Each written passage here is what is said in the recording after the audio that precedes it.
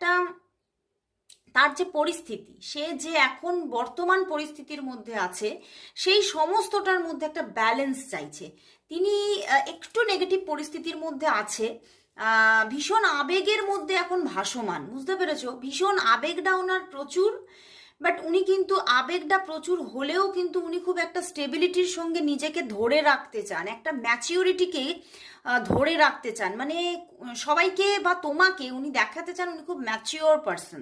মানে উনি সেই জন্য ওনার ওনার ভিতরের মানে, বা আমি বলবো না ওনার ভিতরেরটা তো তুমি বুঝতে পারবে না, কিন্তু আমি যেটা তুমি বুঝতে পারবে, ওনার যে প্রতিটা পদক্ষেপ খুব সংযত, এবং উনি এই সংযত পদক্ষেপকেই আজকে সকালেও কিন্তু ধরে রাখতে চাইছে। উনি এটাই ওনার মনের মধ্যে চলছে, আমার মনের মধ্যে তোমার জন্য ফিলিংসের অভাব নেই, প্রচুর ফিলিংস, এবং আমি চাই এই সম্পর্কটা একটা খুব ভালো জায়গা নিক। কিন্তু উনি একটা ম্যাচিওর